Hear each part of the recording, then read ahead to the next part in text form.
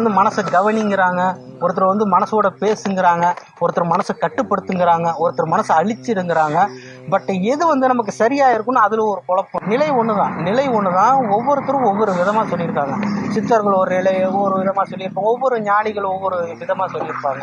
ஆனா இது அழிக்குதா இல்ல கட்டுப்படுத்துதா, இது எல்லாமே பார்த்தீங்கன்னா நிலை ஒண்ணுதான். கட்டுப்படுத்த முடியும். எப்படி கட்டுப்படுத்தலாம்னா, முதல்ல வந்து நம்ம வந்து மௌனத்துக்கு இடம் கொடுக்கணும். இன்னைக்கு நான் வந்து பேச மாட்டேன், ஒரு கான்பிடன்ட், இன்னைக்கு நான் வந்து கண்டிப்பா பேச மாட்டேன் அப்படின்னு நீங்க உட்காந்துட்டீங்க அப்படின்னா, நீங்க பேசுறதுக்கு உண்டான அனைத்து ஒரு சூழ்நிலைகளையும் என்ன பண்ணணும்னா அந்த மனம் ஏற்படுத்தும். உங்களை பேச வைக்கிறதுக்கு, உங்களை எந்திரிச்சு நடக்க வைக்க, பேசாம உட்காந்துக்குவீங்க, உங்களை உட்கார விடாது. நீங்க வெளியில போனீங்கன்னா உங்களை உட்கார சொல்லும், அமைதியா உட்கார சொல்லும். உட்காந்துட்டீங்கன்னா அதனால உட்கார முடியாது. ஒரு படம் பார்க்கலாம்னு சொல்லும், எடுத்து படம் பார்ப்பீங்க, ஆனா பார்க்க முடியாது. உடனே அடுத்த செகண்ட் மனம் டைவர்ட் ஆகும், நீங்களும் அதை நோக்கி போயிடுவீங்க. இந்த உடல் வந்து இந்த கான்சியஸுக்கு தகுந்த மாதிரியே இயங்கிட்டு இருக்கு.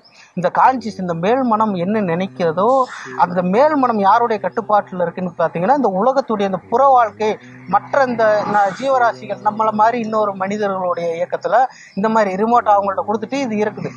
இந்த மனம் வந்து அவங்க கண்ட்ரோல்ல இருக்குது. அவங்க என்ன சொல்றாங்கன்னா, இந்த மனம் வந்து அது அப்படியே இந்த உடலை வச்சு இயக்குது. இதுதான் இங்க நடக்குது. இப்போ நம்ம என்ன பண்ணணும்னா, நம்ம மனசை நம்ம கட்டுப்பாட்டுக்குள்ள கொண்டு வரணும். நான் இன்னைக்கு இதை செய்ய மாட்டேன், அதுவும் எவ்வளவு வேணா போராடி பார்க்கும்.